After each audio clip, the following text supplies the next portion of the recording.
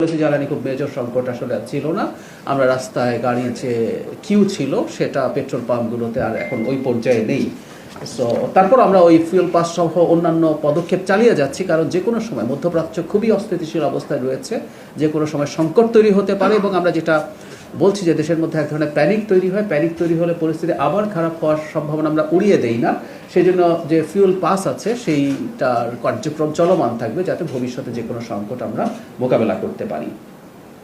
জ্বালানি মজুদ 2 মেতে diesel 2,34,965 metric ton, octane 34,734 metric ton, petrol 19,306 metric ton, furnace oil 27,302 metric ton, jet fuel 32,831 metric ton. যথেষ্ট পরিমাণ জ্বালানি মজুদ আছে। আমরা এই কথাটা সবসময় বলার চেষ্টা করেছি। আমি আবার একটু বলি, ওই সংকটের সময়টাতে আসলে চাহিদা 4-5 গুণ বেড়ে গিয়েছিল, কারণ মানুষ আতঙ্কে তেল সংরক্ষণ করতে চাইছিলেন। আমি ব্যবসার ব্যাপারটা সরিয়ে রেখেও বলছি। বিদ্যুৎ বিভাগ 28 এপ্রিল থেকে 4 মে অবধি দেশের কোথাও লোডশেডিং করতে হয়নি।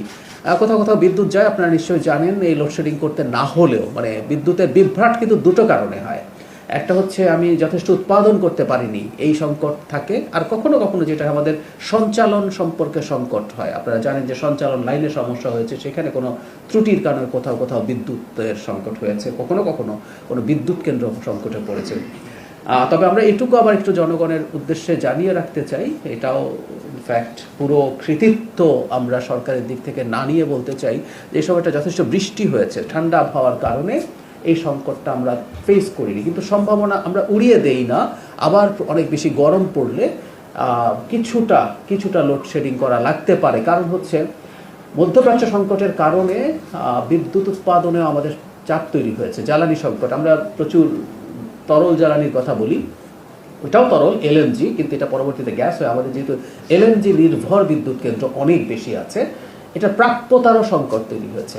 একটা সংকটের কারণে যদি 20-25% এলএনজির সংকট হয়ে যায়, তখন আপনি টাকা দিলেও 2.5 গুণ 3 গুণ দামে কিনতে চাইলেও সবসময় পেয়ে ওঠা হবে না। সো এই ধরনের সংকট হতে পারে, আমি বলছি না যে হবেই, কিন্তু সরকার সর্বোচ্চ চেষ্টাও করবে। কিন্তু জনগণের এক ধরনের মানসিক প্রস্তুতি একটু রাখা লাগবে। আমরা গতদিন কথা বলেছি, এবং সেটা যাতে মোটামুটি সুষমভাবে বণ্টিত হয়, লোডশেডিং যদি হয়ও সেই চেষ্টা সরকার করবে।